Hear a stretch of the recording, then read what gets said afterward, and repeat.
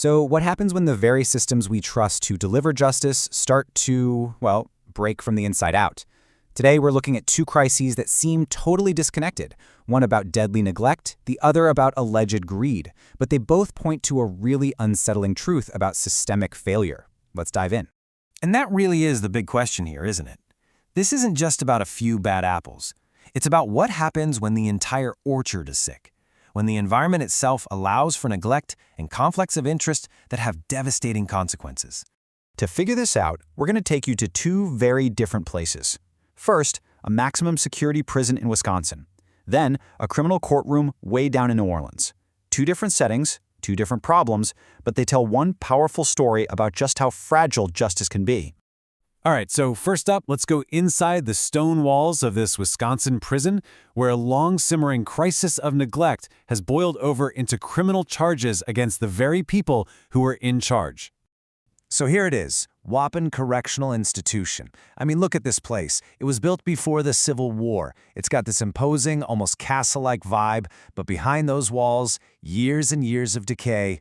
People have been saying for a long time this place should be shut down, and now we're really starting to understand why. Because in just the last year, 4 inmates have died inside Waupun. And these weren't just tragic, isolated incidents. They were, really, alarms going off that something was deeply, deeply wrong. And those alarms, they were finally heard. It's led to this unbelievable situation where the warden himself, along with 8 of his staff members, are now facing criminal charges over those deaths. I mean, think about that. The guards have effectively become the guarded. And get this quote, "It's not from some activist or whistleblower. This is the warden, Randall Hepp, himself, basically telling investigators that the whole system was just a ticking time bomb. A totally stunning admission from the guy who was supposed to be running the place." And this is what that failure actually looks like. The human cost is just devastating. You have Cameron Williams, who died of a stroke. The criminal complaint alleges his body wasn't even found for over 12 hours. Then there's Donald Meyer, who died from malnutrition and dehydration. His cell's water was allegedly turned off. But it wasn't just about a lack of resources, it was a whole culture. You have inmates saying that when they pleaded for medical help, guards would tell them it was all in your head or that they should just pray. So you have to ask, how does this happen? Well, this number tells you a lot. 43%. That was the job vacancy rate for guards at Waupun at the end of May. Almost half the jobs were empty. It goes right back to what the warden said, doesn't it? A long-term staffing deficit.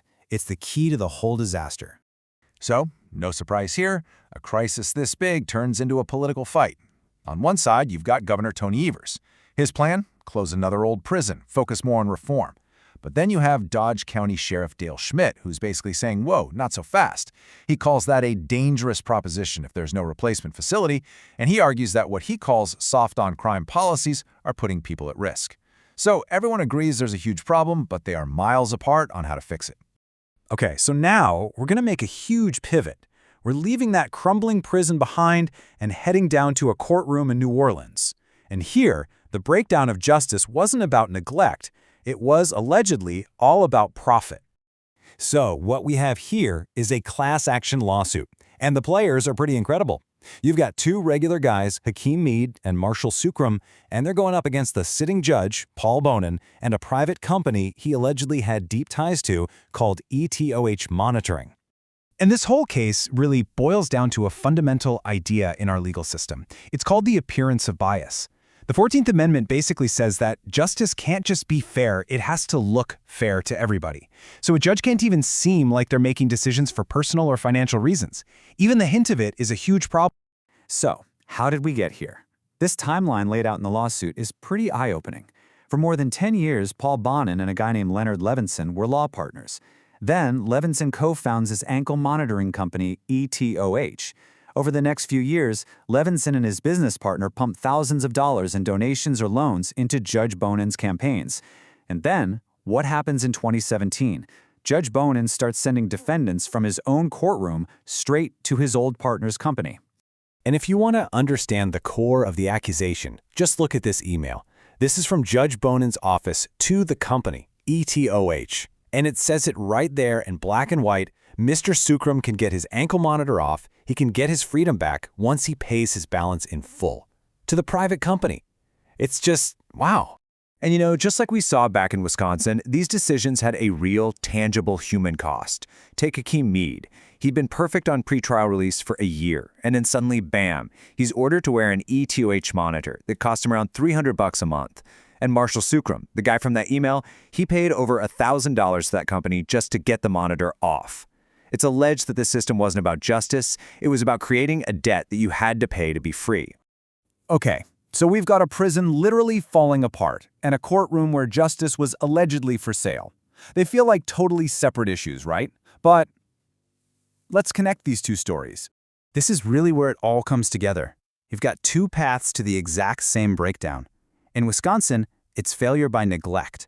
The system is starved of money and people, and that creates this culture of who cares that ends in absolute tragedy. But in Louisiana, it's failure by profit. A system where a cozy relationship and financial incentives allegedly twisted the very idea of justice for personal gain. So, you see, it doesn't matter if the cause is neglect or greed, the end result is exactly the same. That core promise of our justice system, that it's supposed to be safe, it's supposed to be fair, it's supposed to be impartial, in both of these cases, it was shattered. So that begs the question, what's the real price of this kind of failure? When the system itself breaks, who's actually the one left paying for it? Well, here's what it means. For inmates, it means the government can't even promise to keep you safe or give you basic medical care. For people accused of a crime, it means your freedom might literally have a price tag on it, one set by a judge with hidden connections. And for the rest of us, for the public, it just chips away at our trust in the entire system. Because if you can't trust the prison guards to keep people alive, or the judge to be impartial, who's left to trust? And that really leaves us with this one last huge question. Back in Wisconsin, 9 people are facing charges. But what about the decades of decisions that led to a prison being almost half empty of staff? And in Louisiana, sure, a judge is being sued, but how many other cozy financial deals might be influencing our courts right now? It really forces us to think, when the whole system is broken, who is truly on the hook to fix it?